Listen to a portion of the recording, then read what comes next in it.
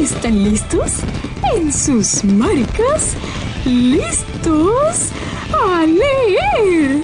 Bienvenidos a Mundo de Palabras, donde todos los jueves podemos aprender un poco de todo. Y donde siempre encontrarás historias que te fascinarán. Adelante, acércate y disfruta de Mundo de Palabras. Saludos amigos de Mundo de Palabras, espero que se encuentren bien disfrutando de la tarde de hoy. Agradecemos que estén con nosotros en este espacio familiar y lúdico a través de Católica Radio 88.9 y 89.1 FM, al igual que en todas las plataformas de la Pontificia Universidad Católica de Piali de Puerto Rico y de Mundo de Palabras. Así que súper contentos de estar aquí. Hola Titi Angie. Saludos. Hola Carolina. Hola Jesuán, saludos a todos y gracias por el apoyo que nos brindan siempre. Y hoy como que tengo ganas de ir cantando un poco. Cantando tú. Sí, hoy es algo cantar. así. Hoy es Sí, cantar. hoy es cantar, algo así Hoy como si no que se pone a nivel. toco. Ve gigante, come coco, trucutá. Qué buena que está. Qué buena que está. Pues sí, ya sé de lo que vamos a hablar el día de hoy un poco porque estamos cerca de las fechas del carnaval. Nosotros que estamos transmitiendo desde Ponce, ¿verdad? Imagínate. Pero hay carnavales, ¿verdad? En muchísimos países. Hoy vamos a hablar un poco sobre el carnaval como preámbulo a la cuaresma, ¿verdad, Titi Angie? Sí. Estamos ahí al borde de la cuaresma, ya la próxima semana con el miércoles de ceniza. Así que exactamente vamos a estar hablando de eso, Carolina, el día de hoy. Y para nosotros los ponceños, pues el carnaval es centenario, sí, porque ya tiene una tradición muy antigua. Así que, ¿por qué no hablamos un poco, verdad? De carnaval? Y Titi Angie nos trae hoy. Sí, hoy les traigo ¿cómo es? Un clásico. Un clásico, sí. Hoy les traigo un clásico y además los saludo a todos se supone que sea el día de la amistad, ¿verdad? Y el amor, pero la semana. Perfecto. Todos los Así días que son del amor. en la semana, ¿verdad?, de San Valentín, porque recuerden que San Valentín existió, lo que pasa es que hay sus modificaciones históricas y comerciales. Sus cambios, ¿verdad? Pero el San Valentín existió y fue un sacerdote relacionado con los enamorados porque casaba a los soldados. Imagínate. Y entonces en ese tiempo los soldados no se podían casar, era prohibido. Uh-huh. Y San Valentín los casaba. Así que, ¿verdad? Pues muchas felicidades y que no tiene que ser un solo día, ¿verdad? El día del amor y la amistad se expresan todos los días. Sí, yo creo que de manera bien espontánea, yo creo que debe convertirse en parte de nuestro hábito, ¿no? Yo creo que apreciar aquello que llamamos amistad. Yo siempre me he dado muchísima curiosidad que dicen el día del amor y la amistad, cuando yo entiendo, ¿verdad?, que la amistad es una gran manifestación del amor. Así que, ¿por qué separarlo, no? Ayer con unas amistades reflexionábamos un poco precisamente sobre eso. Porque hay, pues, está el amor fraterno, obviamente, ¿verdad? Sí, amor hay mucho. Amores, pues, muy especiales. Así que, felicidades a todos en esta semana. Así mismo. Nos están escuchando luego de esa fecha, pero siempre, como dice Titi Angie, recordar, ¿verdad?, y tenerlo presente. Así que, Carolina, hoy vamos a hablar un poco de carnaval. Sí, un poquito de este carnaval ponceño, que como bien tú dices, es una actividad centenaria en nuestra ciudad señorial. Y es una celebración, ¿verdad?, que lleva cerca de una semana, 7 días, porque precisamente son 7 días antes de miércoles de ceniza. Para miércoles de ceniza se acaba el carnaval. Por eso fluctúa, ¿verdad?, las fechas de carnaval. La gente dice, mira, ¿cuál es la fecha de carnaval precisamente? Pues usted busque el miércoles de ceniza. Cuente 7 días para una atrás. Una semana para atrás y ahí va a ser la fecha del carnaval. Esa es la fecha del carnaval. Y es bien importante que tengamos eso presente. Sí, y es uno de los más antiguos e importantes de acá de Puerto Rico. Y yo me atrevería a decir del Caribe. Del Caribe y de América. Del Caribe y de América. Particularmente conllevan una serie de eventos, ¿verdad, Carolina? Sí, porque hay desde los desfiles para ver al Rey Momo, para ver los vejigantes, esa lucha entre el bien y el mal, el rey Momo representando el bien, los vejigantes a los malulos, y termina con el entierro de la sardina. Pero yo sé que Jesuán lleva ese carnaval ponceño bien calado en el corazón. Sí, Y yo las muchos coronaciones años, también. Sí, la coronación de las reinas, el carnaval. Es que el carácter, por lo menos yo por muchos años, compartí con mi abuelo que dirigía la agrupación folclórica Los Pleneros de Ponce. Y siempre cantábamos en el carnaval, bastante frecuente, no voy a decir todos los años. Y se explicaba, porque el carnaval tiene una razón particular como preámbulo a la cuaresma. Exacto. Y a nivel popular era ese proceso de abandonar todo lo mundano, toda la fiesta, que muriera todo lo malo de nosotros para entrar en ese proceso, ¿verdad? de preparación y de conversión que se debe dar a través de la cuaresma. Y por eso es que particularmente pasan una serie de eventos del carnaval justo antes del miércoles de ceniza, y no antes ni muy antes ni muy después. Lo que es el entierro de la sardina y todos esos eventos tienen una lógica, ¿verdad? Aparte también de nuestra cultura religiosa también, ¿verdad? Que forma parte de nuestro pueblo y de Puerto Rico. ¿Verdad, Titi Angie? Sí, y ¿saben algo? ¿Cómo es? Una curiosidad. Una bien curiosidad curiosa. muy curiosa. Muy curiosa es que el carnaval de Ponce tiene unas influencias del carnaval de Niza, cuando la tradición se llevó a través de los inmigrantes españoles que llegaron a Ponce, Claro. obviamente, como tantas tantas otras culturas. cosas, ¿verdad? En la actualidad, como mencionó Jesuán, ¿verdad? No se cuenta con una fecha específica de cuándo comenzaban a hacerse estas festividades, ni cuándo va a ser el carnaval. Sin embargo, se dice que por primera vez válgame, por el 1858, por el siglo XIX. Y en este año lo que se realizó fue un baile de máscaras, llevado a cabo por José de Guardia. Los bailes se perpetuaron como tradición hasta mediados del siglo XX, cuando entonces se agregaron todos estos elementos tradicionales que hemos mencionado. En los 60 se comenzaron a integrar los carros alegóricos o las carrozas, los cuales eran realizados por los diferentes sectores de la sociedad, incluyendo los sectores educativos, privados y públicos. Así como todo, ¿verdad? Empezó pequeño. Y ahora es ahora- toda una fiesta. Toda una Exacto. fiesta, está en la parte del desfile y como mencioné, el carnaval ponceño, a veces se suelen comparar, ¿verdad? Los diferentes carnavales, ¿verdad? No es lo mismo un carnaval ponceño que carnavales que se realizan en el área norte, como es Hatillo, y en Puerto Rico, vamos. También se dan otro tipo de manifestaciones, ¿verdad? Como es el carnaval en Brasil, como son carnavales en Europa, España, y todos son distintos porque adoptan tradiciones muy particulares, las máscaras particularmente, siendo una obra artesanal, Artesanal, muy ponceña, Sí. que se elabora de una manera muy distinta a sí. como se elabora la máscara de Hatillo, por ejemplo. Y la Eloísa. forma. O y de la Eloísa. forma. Y la de Loíza. Las tres máscaras son bien diferentes de los vejigantes.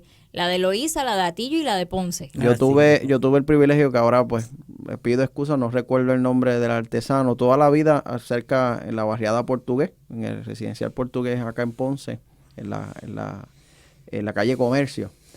Justo al lado de donde vivió mi abuela toda su vida, había un gran artesano. Y para mí era sumamente curioso cómo él elaboraba las máscaras. Porque se utilizaba, ¿verdad? Un sinnúmero de materiales, ¿verdad? Periódicos, se utilizaban un sinnúmero de materiales muy distintivos del carnaval ponceño, ¿verdad? Que no es el mismo material No, que no es el se coco. utiliza, la pintura que se utiliza, Y los cuernos. los cuernos Por son ejemplo, los distintos. cuernos particularmente, mientras más cuernos, me contaba mi papá, que se vistió de vigilante en su juventud. La parte más vistosa era quien tuviese la máscara con más cuernos, ¿verdad? Y la más grande, ¿verdad? Y eso son obras de arte. Sí, porque eso pesa. Hay que pesa hacerlas. y literal, un trabajo artesanal hermosísimo. Y los colores, ¿verdad? Los vestuarios, habían muchos costureras y costureros que se dedicaban exclusivamente a hacer Los trajes de vejigantes. los trajes para Sí. los vejigantes. Así que si su niño no conoce, ¿verdad? Esta tradición, sería bonito, ¿verdad? Que lo lleven a algunos de los eventos del carnaval que se lleva a cabo, ¿verdad? Durante toda esta próxima semana, hasta justo antes, ¿verdad? O a los del museos miércoles. culturales de Ponce. O museos culturales que entiendo, y luego hay traemos más exhibiciones. información. En la playa de Ponce hay un museo, no sé si luego de la pandemia sigue funcionando, pero un museo dedicado, ¿verdad? A los gigantes. Así que, qué información tan curiosa, ¿verdad? Y qué bueno, ¿verdad? Compartirlo, y lo queríamos compartir porque como mismo compartimos muchas cosas de otros países, pues tenemos que compartir las cosas nuestras. Así que, Carolina, no podemos desviarnos del tema sin leer un cuento relacionado al tema. Claro que sí, así que les vengo a leer el cuento Camila quiere escribir, escrito por Matilde García Arroyo y la doctora Hilda Quintana. Grandes amigas nuestras. Grandes amigas. Y dice así: Camila era una niña muy feliz, pues todos los días leía y leía. Le encantaban los cuentos de niños aventureros y los poemas que la hacían soñar. Pero Camila tenía un gran dilema. Si disfruto tanto de la historia de otros, ¿por qué entonces no puedo escribir cuentos como los que me gusta leer? Su mamá entonces le contestó: Camila, a escribir se aprende escribiendo. Un día, Camila por fin se decidió. Escribía y borraba, volvía a escribir y empezaba a cambiar las palabras. Cansada de tanto tratar, a veces pensaba: solo los adultos pueden escribir. Camila se sentía muy confundida. ¿Cuál será el secreto? A lo que su mamá le respondió: Camila, el secreto es dejar volar tu imaginación. Pero Camila aún no lograba comprender. ¿Pero qué es la imaginación? La imaginación es dejar que la mente te lleve a otros mundos fantásticos, a sitios y a personajes que solo viven en ti y que nadie puede ver. Piensa así, Camila.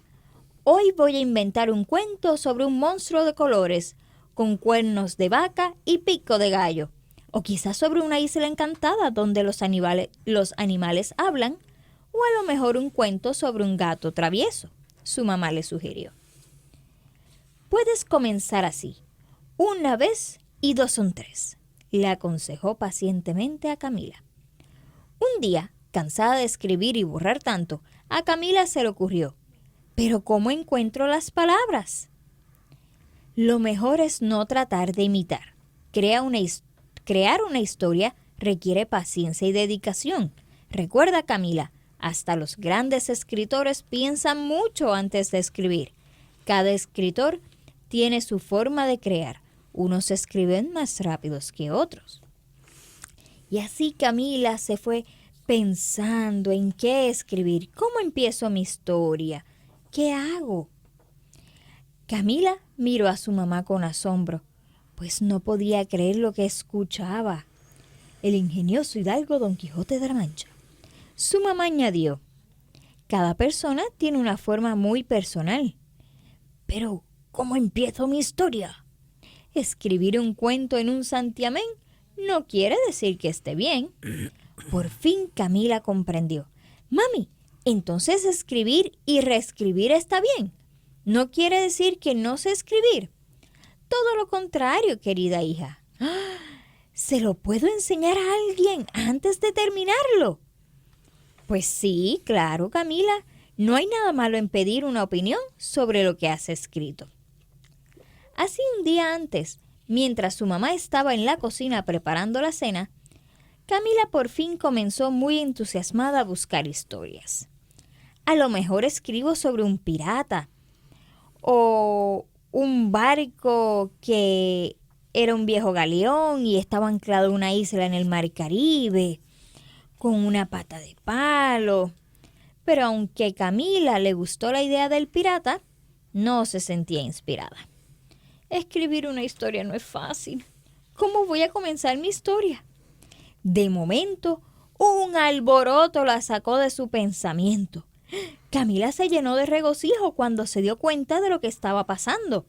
Sin pensarlo dos veces, corrió hacia la ventana de donde venía la algarabía y la música. La gente bailaba y cantaba al ritmo de panderetas y tambores. niños vestidos en disfraces de colores, adultos enmascarados. ¡Ve gigante la boya!, gritaban unos riendo. ¡Pan y cebolla!, contestaban otros cantando al son de una rica plena. La fiesta era tan grande que hasta un gallo comenzó a cantar ¡Cocorococó! En medio de la música de plena y los vejigantes haciendo maldades, a Camila se le iluminó la cara. Ya sé de lo que voy a escribir. Y comenzó a escribir su historia sobre vejigantes, máscaras y música. Y así termina Camila quiere escribir. Bueno, se inspiró. Se inspiró en los ¿En qué? vejigantes, la Podemos música. escribir de todo lo que tenemos a nuestro alrededor y a veces hasta cosas que nos conocemos porque de esa manera las descubrimos, ¿verdad? Porque de lo que veo, te Te cuento. Y ahorita o luego, ¿verdad? Vamos a estar hablando un poco sobre algunas actividades también para eso. Así que Titi Angie nos dijo que iba a traer un cuento de los clásicos. De los clásicos, así mismo, Jesuán y Carolina. Pues, amiguitos, hoy les tengo el clásico de Ricitos de Oro. Y recuerden que muchos de estos clásicos, ¿verdad?, son como versiones, ¿no? Sí, hay Porque muchas versiones de una misma historia. exacto, cada libretista, ¿verdad?, pues lo relaciona. Y este dice así: érase una vez una niña a quien llamaba Ricitos de Oro. Pero esta Ricitos de Oro hacía una travesura cada día de la semana. Lunes, martes, miércoles, jueves. Y el viernes dijo: ¿y hoy viernes qué hago? Su madre le había advertido muchas veces: no vayas al bosque, que hay osos muy furiosos. Pero Ricitos de Oro, que no era miedosa, se metió en el bosque. Paparrucha se rió: ¿dónde están los lobos? Y siguió trotando y canturreando tranquila, hasta que se topó con una casita. ¿Quién vivirá aquí?, se preguntó mientras abría la puerta. ¡Qué bien huele!, pensó. En la mesa había 3 platos de sopa que olían de maravilla. Con el hambre que tengo, dijo Ricitos, comeré solo un poquito. Ricitos de Oro probó primero el plato más grande. ¡Oh! ¡Está fría! Luego probó del mediano. ¡Oh! ¡Está que pela! Pero al probar del plato pequeño, ¡qué rica!, exclamó, y se la comió entera. Ahora que ya había comido, Ricitos buscó dónde sentarse. Primero se sentó en una mecedora muy grande. ¡Ay, qué dura! Luego se sentó en un sillón mediano. ¡Qué blandito! Pero la sillita pequeña donde se sentó al final era perfecta, pensó Ricitos de Oro, hasta que ¡crac!, se rompió. Me echaré a descansar en una cama, pensó. Arriba encontró una grande, muy dura. Luego se acostó en la mediana. ¡Qué blandita! Pero al acostarse en la pequeña exclamó: ¡qué cómoda! Ricitos se tapó con la frisa y al minuto ya estaba profundamente dormida. Mientras Ricitos de Oro dormía, una pata enorme abrió la puerta de la casita. Eran 3 osos que volvían a su casa: un papá oso grande y peludo, una mamá osa y un osito muy pequeñito. «¿Alguien ha probado mi sopa?», gruñó papá oso. «¿Alguien ha probado también la mía?», protestó la mamá osa. «Pues alguien se comió la mía», sollozó el osito, «y no me ha dejado nada». El papá oso echó un vistazo alrededor y dijo: «Alguien se ha sentado en mi mecedora», gruñó. «Alguien se ha sentado en mi sillón», protestó mamá osa. «¡Ah! Pues alguien se ha sentado en mi sillita, sollozó el osito y me la ha roto. Entonces oyeron unos ronquidos que venían del dormitorio. Los 3 osos subieron las escaleras. «Alguien se ha acostado en mi cama», gruñó el papá oso. «Alguien se ha acostado también en la mía», protestó la mamá osa. «Pues alguien se ha acostado en la mía», sollozó el osito pequeño y sigue ahí. Ricitos de Oro dio un grito de espanto. Salió de la casita todo correr y no paró hasta ver a su madre. Y le prometió que no haré más travesuras. Y colorín colorado, este cuento se ha acabado. Clásico, ¿verdad? De Ricitos de Oro. Y el tiempo acá en la radio corre súper rápido. Pero de regreso acá en Mundo de Palabras queremos compartir con ustedes una entrevista que le realizamos al licenciado Carlos Porcel, que hablamos, ¿verdad?, sobre su mamá, que es nada más y nada menos que nuestra querida fundadora de Piali, Marta Sastrías. Y él nos habla un poco sobre cómo creció escuchando de Piali y de los lectos juegos. Así que al regreso de la pausa, regresamos directito con esa entrevista que tuvimos hace algunas semanas con él, como parte de la programación de aquí de Mundo de Palabras. Así que la disfruten. Vamos a una pausa. ¡Qué entretenido! Ahora vamos a unos mensajes de interés y ya regresamos a Mundo de Palabras. Ahora regresamos a Mundo de Palabras. ¿Qué será lo que vamos a aprender ahora? Hola, hola amigos de Piali, pialinos y pialinas que nos siguen a través de todos los espacios que hemos creado, ¿verdad? En este relanzamiento de Piali, en los espacios virtuales. Para mí, ¿verdad? Es un privilegio, ¿verdad? Poder continuar trabajando con este programa, que ya estamos por cumplir 30 años y vamos a estar celebrando durante el 2023 con diferentes actividades. Y que hemos querido comenzar a trabajar, ¿verdad? Con este contenido que estamos generando, comenzar a hablar de Piali, ¿verdad? ¿Qué es Piali? ¿Cómo surge Piali? Y de qué manera se ha estado desarrollando como organización a nivel global en pro de la animación a la lectura y a la escritura de los niños y jóvenes. La realidad es que todos tenemos una historia y hoy voy a contar un poco, ¿verdad? Sobre mi historia de Piali. Cómo llego yo a Piali como un niño, y pues ahora tengo el privilegio de dirigir este programa hace algunos años atrás, pero hablar de la historia de Piali sin hablar de su fundadora, Marta Sastrías, pues sería no ser justo con la historia, ¿no? Realmente estamos aquí el día de hoy gracias a la visión y al trabajo arduo de, yo creo que una de las promotoras y animadoras de lectura más prolíferas de México, y que nos regaló su sueño, y nos regaló cómo podemos mirar los libros, los niños y la lectura de una manera diferente. Y quién mejor, ¿verdad?, para hablar sobre Marta y hablar sobre Piali, ¿verdad? Y tengo, no es un invitado porque es parte de la casa y ya forma parte de esta gran iniciativa. Y yo creo que una de las mejores personas para poder hablar sobre Marta y sobre todo de Piali también es uno de sus hijos, Carlos Porcel, que me acompaña el día de hoy. Así que le voy a dar la bienvenida, ¿verdad?, formalmente a Carlos Porcel. Un privilegio de estar aquí contigo, Carlos. Hola, Jesuán, ¿qué tal? ¿Cómo estás? ¿Cómo están todos los pialinos y pialinas, como tú les llamas? Y me imagino que así se han autollamados durante muchos años, ¿no? Sí, somos pialinos y pialinas alrededor de todo el mundo y yo creo que después de 30 años hay muchos que comparten nuestro sueño, comparten el sueño, ¿verdad?, de que nos regalan los libros, que nos regala la literatura.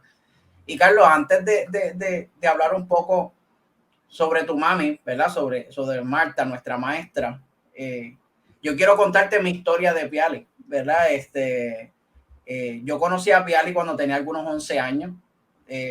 Yo escribí para una de las muestras de Te Regalo un Sueño, desde acá de Puerto Rico. y tuve el privilegio de que mis papás con mucho sacrificio me llevaran a uno de sus congresos, el tercer congreso de Piali, que se hizo en San Pedro Sula, en Honduras, en el 1995. Y Carlos, allí conocí a Marta por primera vez. Y en la asamblea de bienvenida, que nunca la voy a olvidar, fue en el Museo Antropológico de San Pedro Sula, si mi memoria no me falla. Ella dio pues un mensaje fabuloso y la verdad es que cambió mi visión de lo que eran los libros, la lectura y la escritura. Y luego 12 años después, 15 años después, pues me integro a Piali como voluntario y colaborador. Así que llega muy a lo profundo del corazón de mucha gente lo que Marta visualizó como una organización que comenzó en México y que luego pues nos invita a toda América Latina a participar, Carlos. Pero yo creo que me gustaría que me hablaras un poco de Marta, ¿verdad? Porque yo la conocí ya como un niño, pero bueno, tu visión es definitivamente distinta de Marta.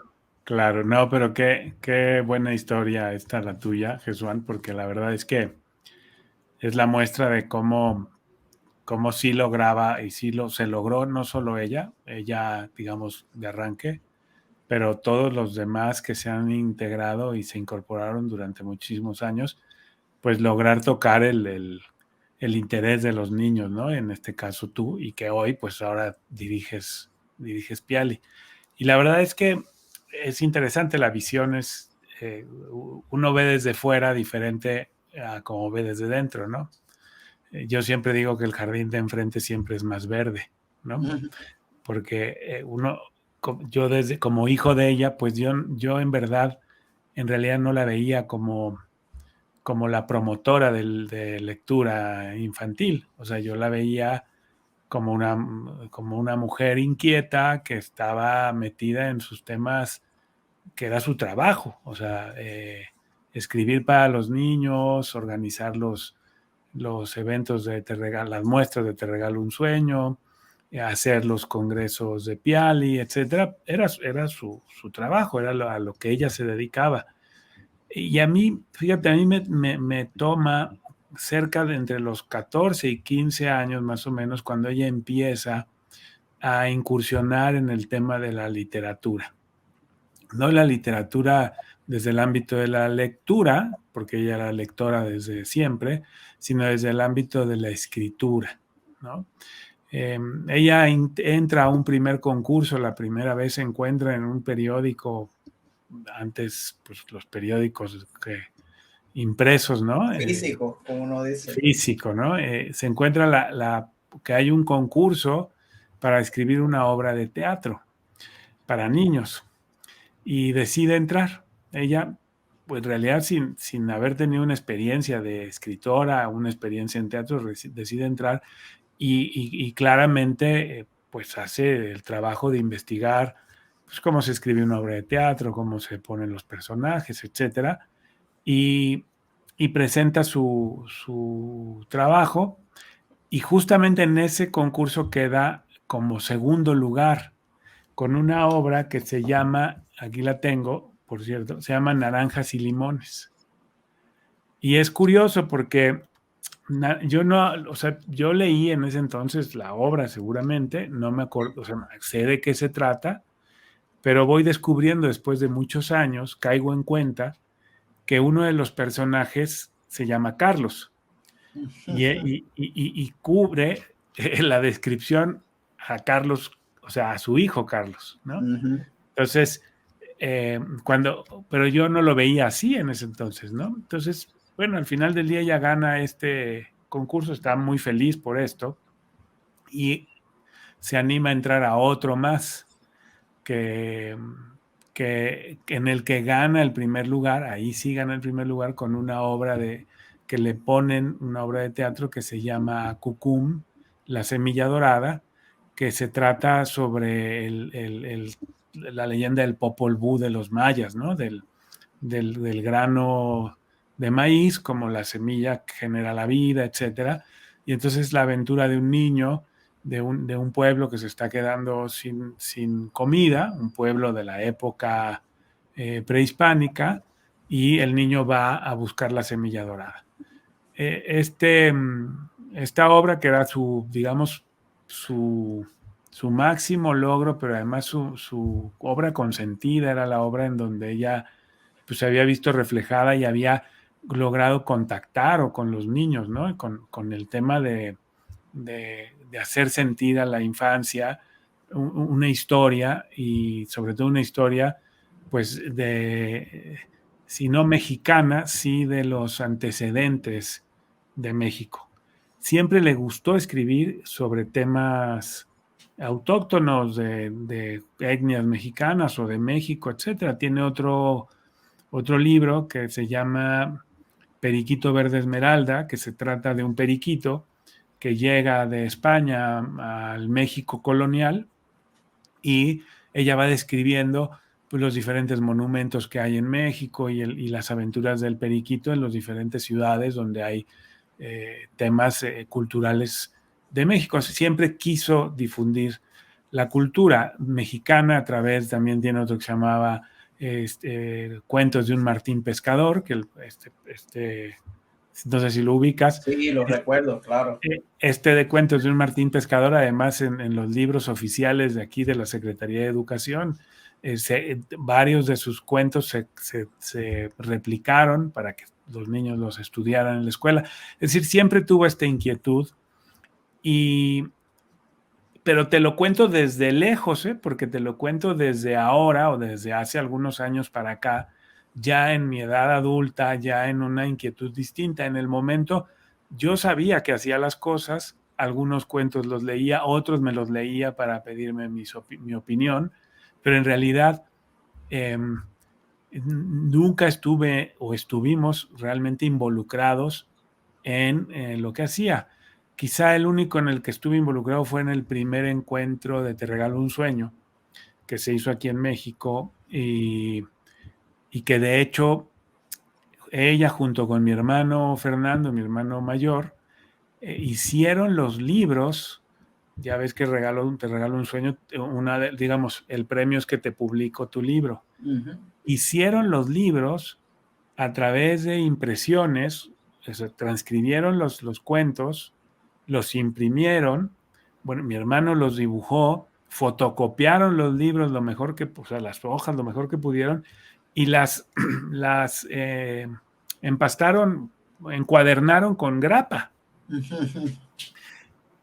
Ese fue los primeros, y por ahí andan, por ahí andan, y los estoy buscando para tenerlos como parte de de los recuerdos de esto. Eso fue así, sí, no había un editorial que quisiera.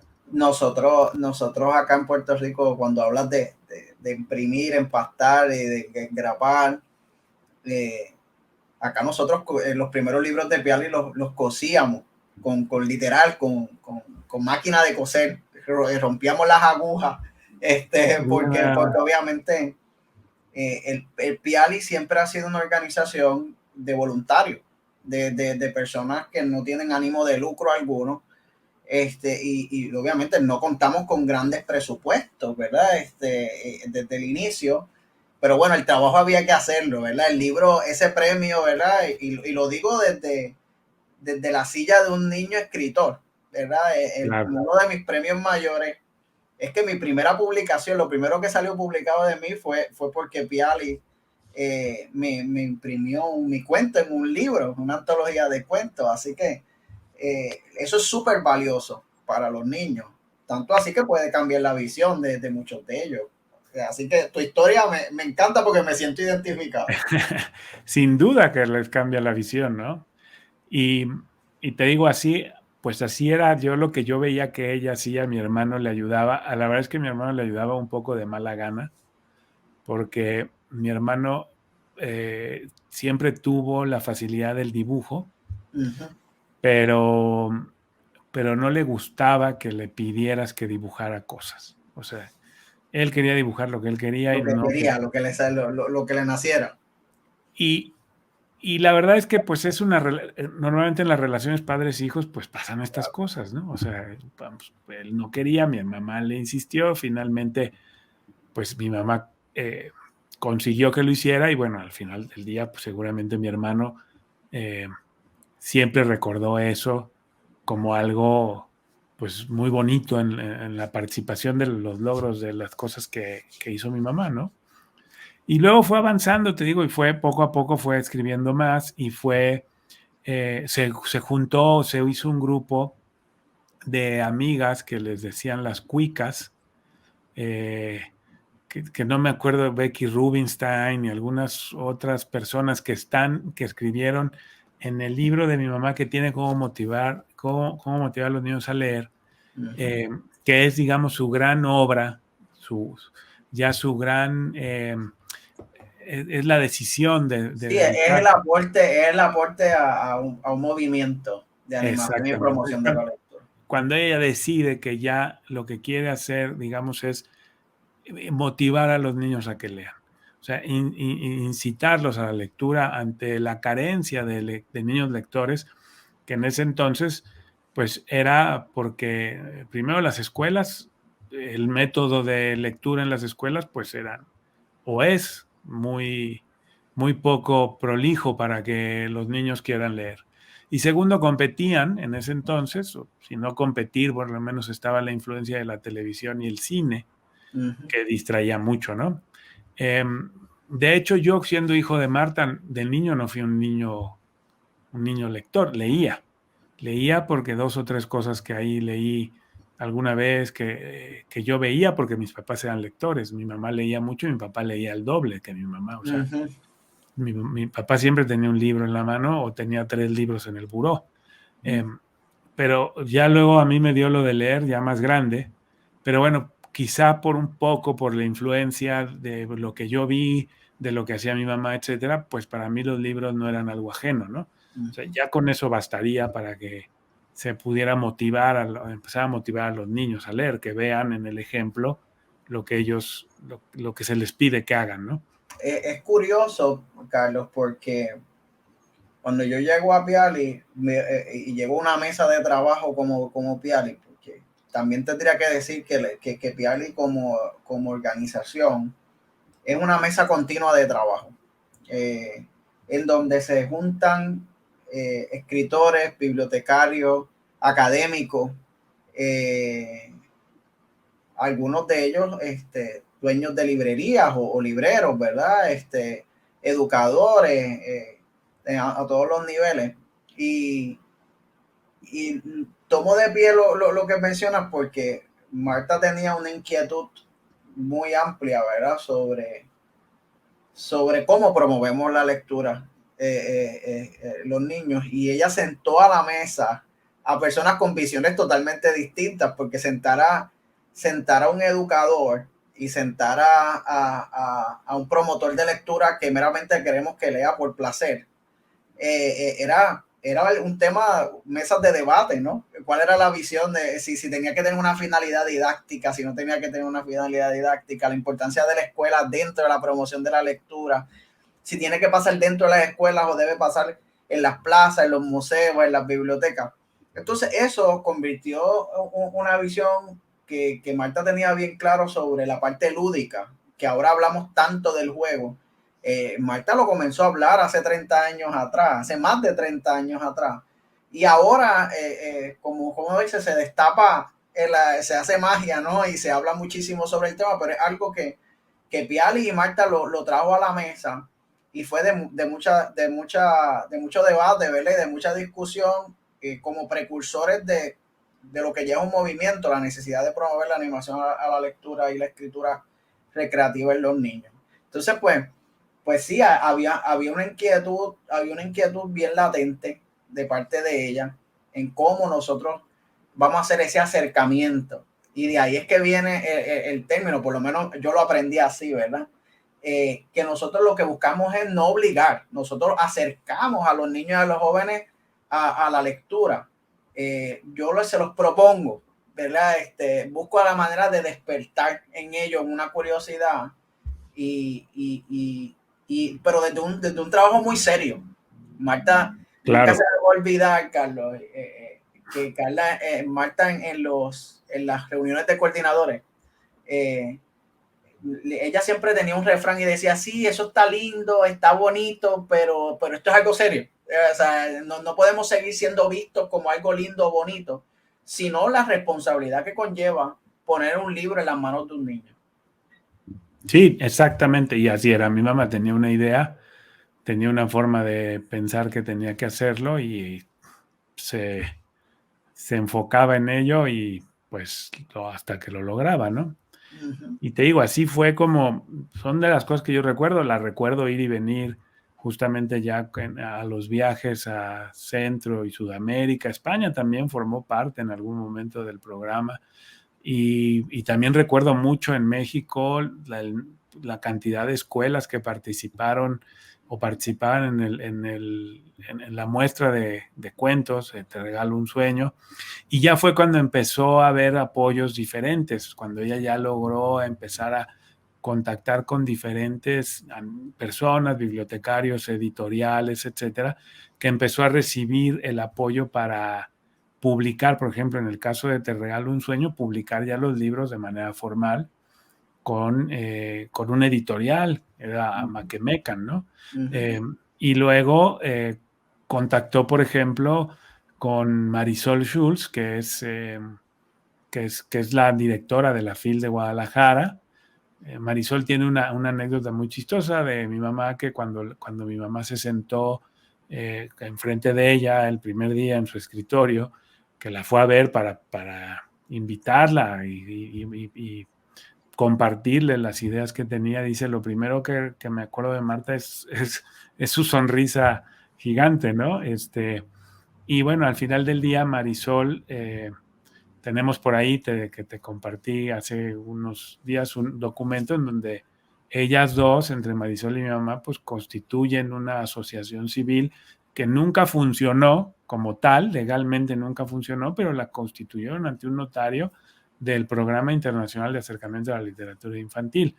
De hecho, curiosamente, yo trabajaba en esa notaría y yo fui, digamos, el que coordinó la constitución de la asociación. Yo era un pasante de derecho todavía, ¿no? Pero bueno, esas son un poco las historias y anécdotas de mi mamá. Yo tomé un curso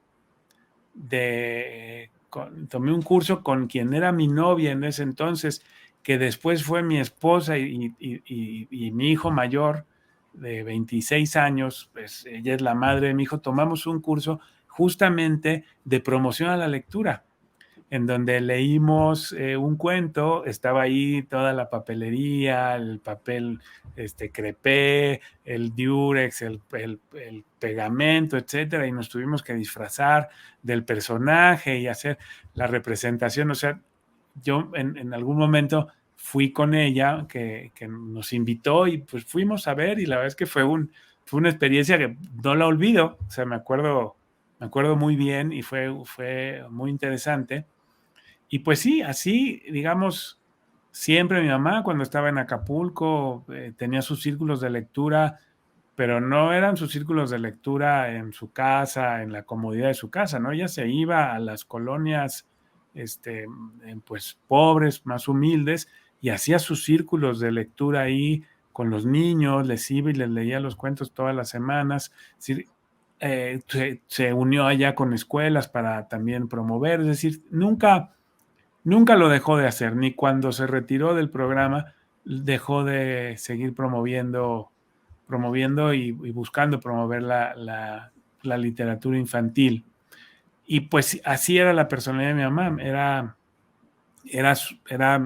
se me le metió una idea y no se le quitaba. Por ahí mi hermano Fernando nos contó alguna vez, mi hermano Fernando es el más grande, o fue el más grande, ya en paz descanse, nos contó alguna vez una anécdota de mi mamá muy chistosa.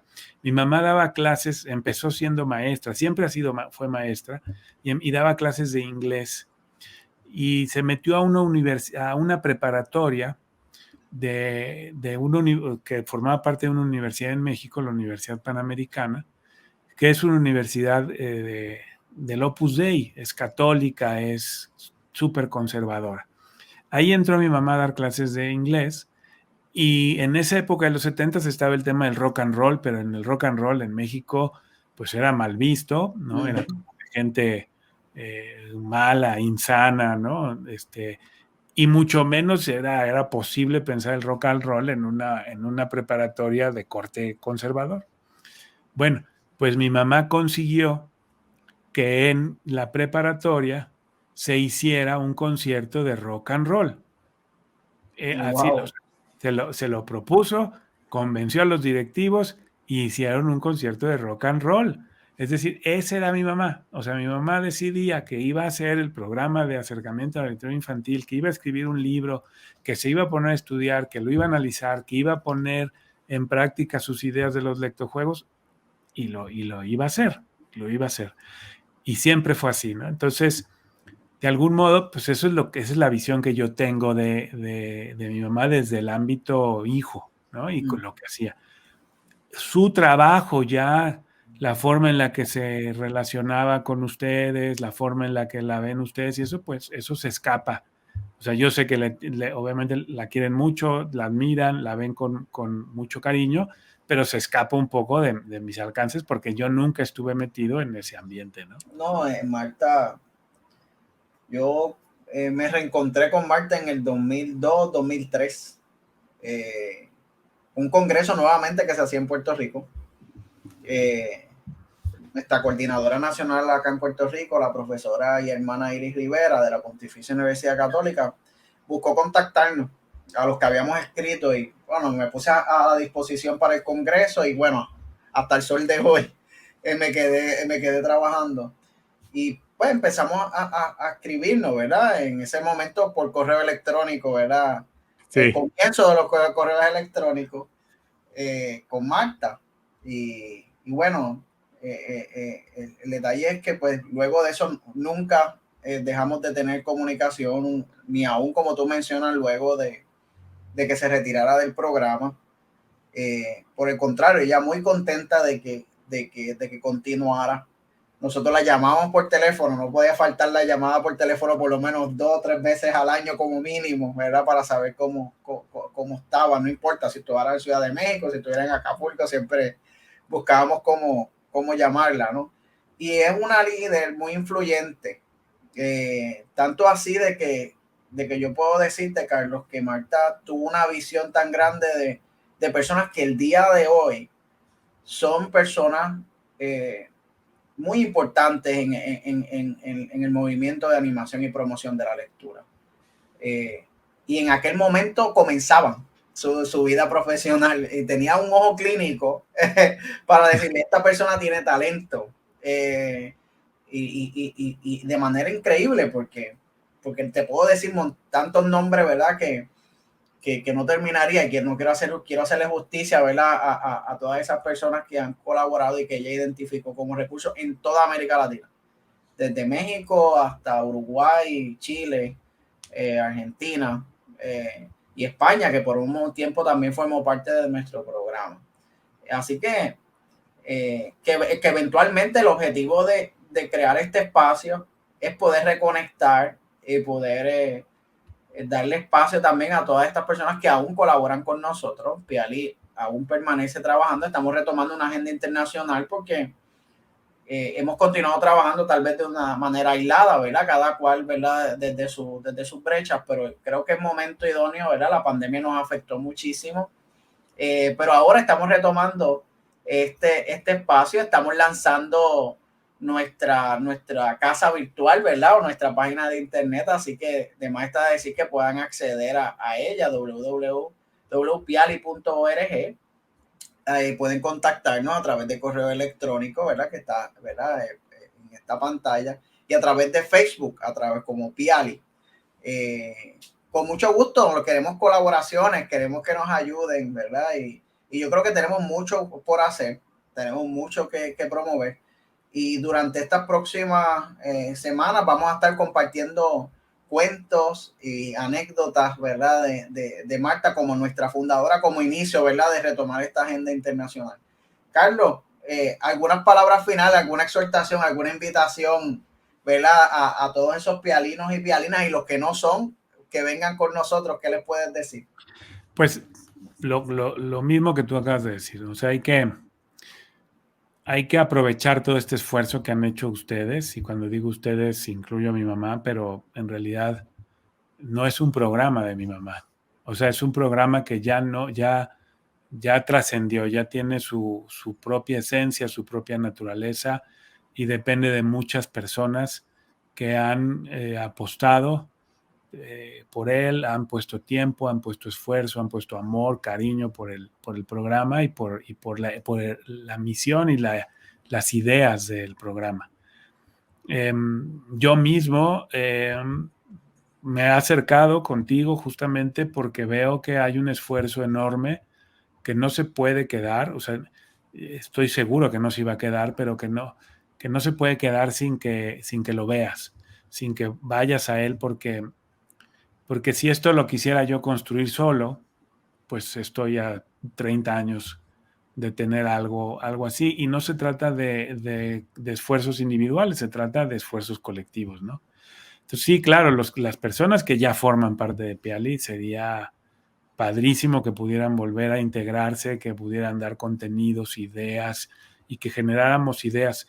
Y los que no forman parte, pues que se unan, puede ser con trabajo pro bono hacia la organización, o simplemente con ideas, con experiencias, con cosas que ellos hayan hecho para promover la lectura en sus hijos, que funcionen. O sea, todas las ideas son bienvenidas en la página, aprovechando la tecnología, y que es ya para todos familiar el uso de una página en internet, el uso de Facebook, el uso del correo electrónico, lo que no sucedía antes, ¿no? En la página pues hay un blog para que los que quieran escribir se puede escribir, hay un foro para intercambiar ideas, en el mismo Facebook se pueden poner ideas, es decir, todas las participaciones son bienvenidas, y bueno, son invitados todos a que retomemos esto y lo dejemos como estaba antes de la pandemia, y lo hagamos pues más grande si se puede, ¿no? Sí. Nosotros, una encomienda que siempre tenemos bien claro, ¿verdad? Es que nosotros no aspiramos a nada más que no sea el bienestar de los niños y los jóvenes. Y es un pensamiento grande. A veces lo minimizamos, pero realmente Marta siempre decía que la lectura, el acceso a la lectura y a la escritura para los niños es un acto de democratización. Y lo que estamos buscando es eso, ¿no? Cualquier colaboración es buena. A lo largo de toda América Latina tenemos personas que nos conocen y que los ponemos a su disposición, ¿verdad?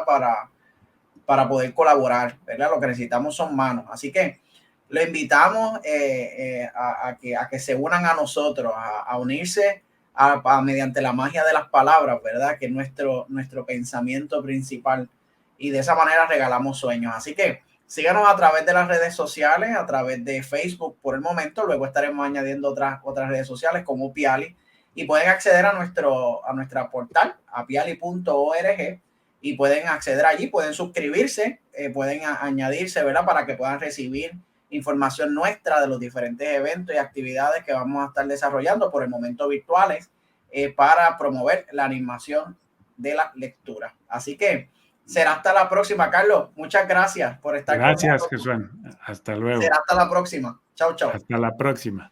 Y así, amiguitos, concluimos nuestro programa de hoy. Espero que hayan disfrutado de todas estas curiosidades muy curiosas que siempre compartimos aquí en Mundo de Palabras. Ya saben, todo empieza con un cuento y con una historia. Así que los esperamos el próximo jueves con más de Mundo de Palabras. Chau, chau. Bueno, amiguitos, eso es todo por el día de hoy. Nos vemos la semana que viene. ¡Chao!